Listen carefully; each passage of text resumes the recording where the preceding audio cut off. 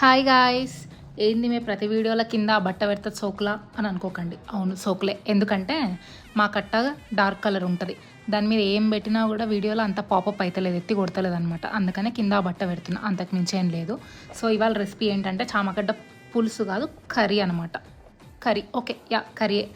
So first onions cut చేసుకోండి, tomatoes cut చేసుకోండి, చామగడ్డ ఉడికియండి, ఒక 3 విజిల్స్ పెట్టి కట్ చేయండి, లేకపోతే మెత్తగానండి, మీ ఇష్టం అది. తర్వాత పొయ్యింపు పెట్టేసి ఆనియన్స్ అన్నీ వేసేసి కొంచెం మిరపకాయలు కూడా వేసిన తర్వాత లైట్ బ్రౌన్ వచ్చినాక టమాటాలు వేయండి.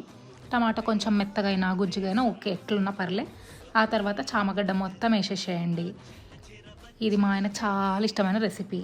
సో చామగడ్డ ఇక్కడ కొంచెం మెత్తగా అన్నాం మేము కట్ చేయకుండా. చామగడ్డ వేసేసేయండి. చామగడ్డ కొంచెం ఉడికిన తర్వాత కొన్ని వాటర్ వేయండి, సాల్ట్ వేయండి, తర్వాత ఉప్పు, కారము, సాల్ట్ అంటే ఉప్పే కదా, ఓకే, కారము, ధనియాల పొడి మీ దగ్గర ఏది ఉంటే అది వేయండి, కలపండి, రెడీ అయిపోయింది. Okay, bye.